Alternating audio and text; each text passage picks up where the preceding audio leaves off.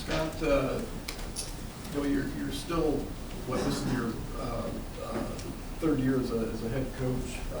What have you learned, I guess, from this experience that's kind of helped you in maybe that you hadn't encountered before that is new to you? I don't know if I've encountered anything new. As a player a long time ago, I learned perseverance and willingness to keep fighting no matter what. You go through hard times in life in a lot of different ways, and all that does is make it sweeter when it all turns out the right way. And that happened to me as a player, and it'll happen to me again as a coach. Now, when you watched the game back, did you see the same level of discipline that you thought you watched live on Saturday? Yeah, absolutely. I saw a lot of selfish and undisciplined decisions and plays. And it's not everybody. Gosh, there's so many guys that I'm proud to be coaching and happy for. We got some warriors on the football team. But I think somebody told me I don't look at stats much, that we're last in the country in penalty yardage. Well, there you go. You can't bust on things and not do your assignment. You can't hit people 4 yards out of bounds. They seem to be happening at terrible times for us. You get an interception and you get a holding call, and you get a drive going and get a personal foul, and you get a stop on third down and you get a penalty. And I think our guys finally realize, the guys doing it right finally realize that if it's going to get stopped, they can't allow it to exist. And from that standpoint, it's been kind of a watershed moment for us this last game. And I think it's moving in the right direction to get changed. How do you feel, Eric, when you did get thrown in there, and kind of, you talk about just the decision to stick with him at the top of the depth chart this week? Well, I told the guys I'm going to ride with the guys that I know are going to do it the right way and I trust. There's a lot of guys that we had to work with and help to understand how we want things done and what it takes to be that kind of person, that kind of good teammate. Eric's figured it out, and I wouldn't say it's the case at the beginning, but he's done everything right this fall, everything right. And we're not giving up on anybody, but if there's somebody that we trust to go out there and at least not get us beat, I'm going to let him go out there and have a chance to make plays. Do you anticipate Mick Stoltenberg back this season anytime? We'll have to see on Mick. Mick's a warrior too, and he's going to battle. If he can be out there, he will. It's not going to be anytime in the near future, but we'd love to see him have an opportunity to play again. You had some other guys that were out. So Ferguson, I don't know what his status is for this week. And then you mentioned that in the press conference, JD took a shot. Where are those guys at, JD, Ferguson, those guys? Yeah, those guys were at practice, full go today. Are you going to be with Honus for an extended period? Yeah, I think Will's going to have surgery that's going to be season ending. It's heartbreaking for him. He's one of the guys that cares and works his butt off and the type of teammate you want on your team. So that's football and those things happen, but you just hate to see it to happen to anybody that's a good kid on any team at any time. What kind of injury was it for Will? Will had ligament damage to his knee. Just for the 4-game rule, though, can be beneficial, that you can still redshirt a guy like Honus this year. Yeah, and that's where that rule's good. You know, there's a chance you might have been able to get a medical anyway down the road, but that certainly cleans it up for us. Speaking of the 4-game, I know this isn't a fun question, but this is the week, presumably, that players might leave. Has anyone indicated that they might do that, or do you feel pretty good about where everybody's at? No, I haven't got a hint of that. You know, the guys are doing it the right way, and it's the majority of the team. They're playing with their brothers. They're where they want to be, and they're intent on getting this thing right. And I see it out of them and really appreciate what they're doing. And, you know, people can read into a lot of stuff. These guys are fighting, and we're going to keep fighting. But that's encouraging, right? That, like, you don't have a hint that people are – it hasn't been the start you wanted, or probably what they wanted, but simultaneously everybody's still in the boat. Oh, yeah. You know, everybody's in the boat, everybody's working. This thing's going to get right. It's just not happening as quick as they want it to, certainly not as quick as I want it to, but They know we're doing the right things to move in that direction. I know it, and sometimes when you're building a new house, you can't build it on a bad foundation, or you won't have a house very long. And we had some rot and some termites, and we still do, and we got to get all that cleaned out. You can't build a structure on a foundation that's not solid, and you'd like to get that foundation built quickly, and we're working on getting it built as quickly as we can, but there's still work to be done there, and we're certainly not going to be ready to finish the house and put a penthouse in until that's all done. Scott, last night on your TV show, you said, I think I've got the team's full attention now when we practice on Monday. How would you describe Monday's practice? Yeah, I talked to him. When we do our warm-up drills, we make every skill guy carry the ball. We make them carry a ball while they're doing active stretch. And we try to strip it out as coaches every day. There was one day earlier this fall we got 17 balls out. So they were working on it, but I don't know how diligently they were working on it until turnovers cost them 2 games. And then all of a sudden they realized that maybe this is important. Didn't matter what we told them because we tried. Sometimes you got to get hit in the face to understand something. Same thing I told them defensively, we do turnover drills every day at the beginning of practice. One of them's tip drill, where somebody tips the ball, you go up in full speed, high point it, make sure you're the first man to the ball. It's been okay, but it hadn't been guys practicing diligently with the intent of, if this error comes up, I'm going to make this play.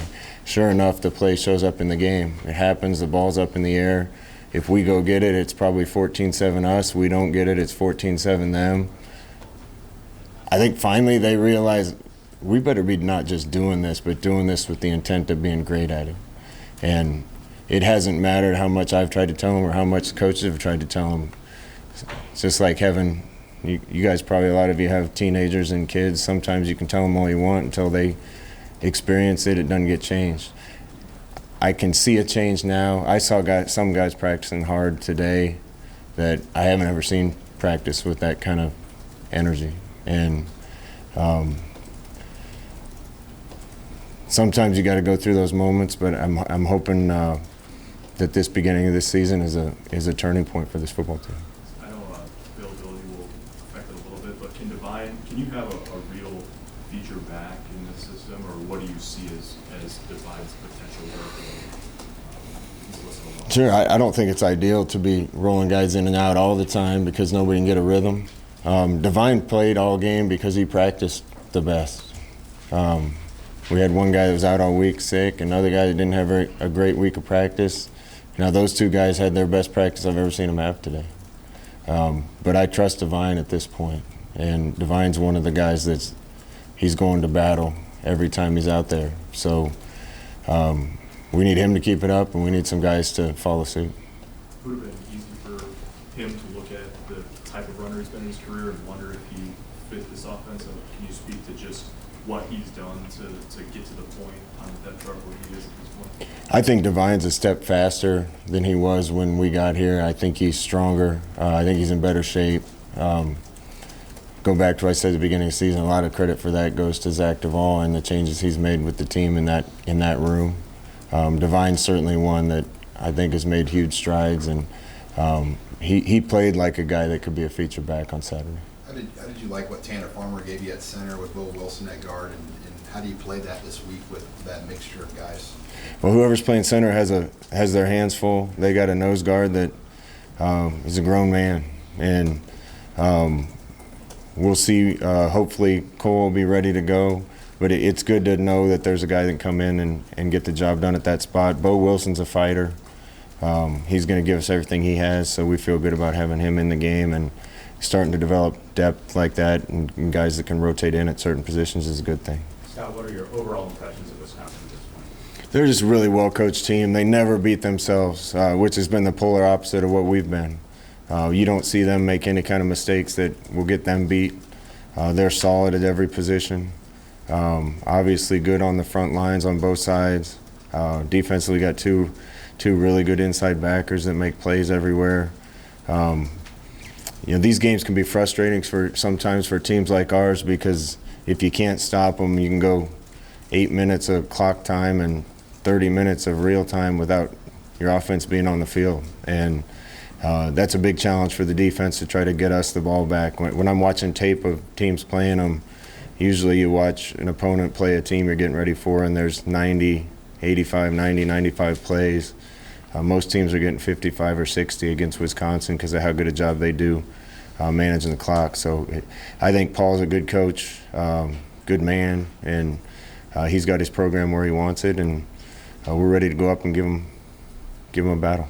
They say, a lot of people say that Wisconsin is what Nebraska used to be.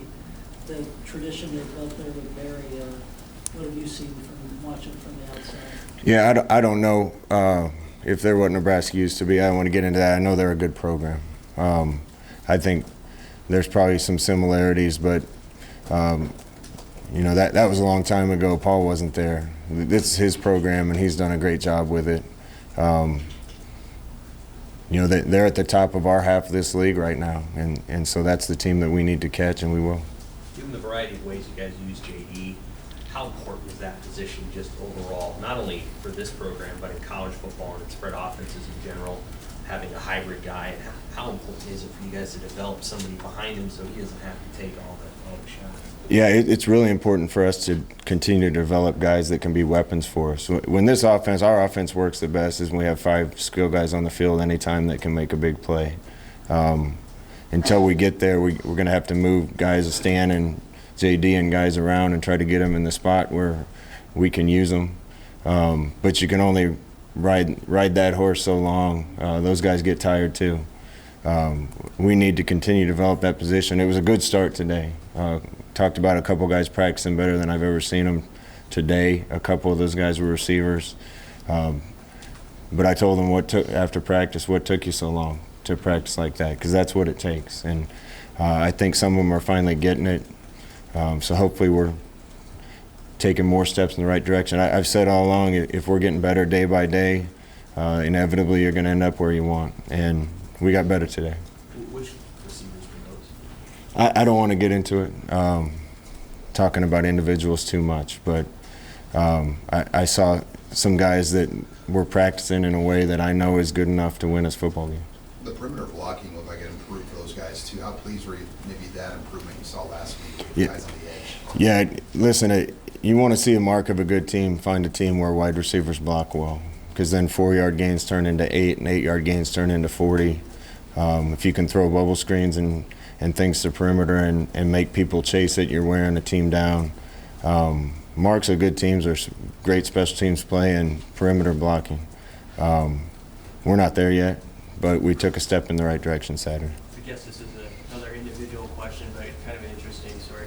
Cade Warner, just what have you seen from him since you got here that he kind of worked his way to where he had? Cade's a good teammate. He plays as hard as he can, and he's where he's supposed to be. And some of the changes that you guys are seeing now kind of started last week, and we're going to play the guys we can rely on. Maybe even if they're not as talented as somebody else, if they're a guy we can trust to do the right thing, those guys belong on the field. And the leaders of the team are ready for that now too, because they see that what's gotten them beat 3 times is bad decisions, being in the wrong spot, bad assignments, penalties. I think the team's fed up with it. As you watch, do you see the weight of just not having a win having an effect on your team? How does that look on Saturdays? Yeah, I think this thing could have looked totally different this year if we'd have caught some breaks and got a couple early.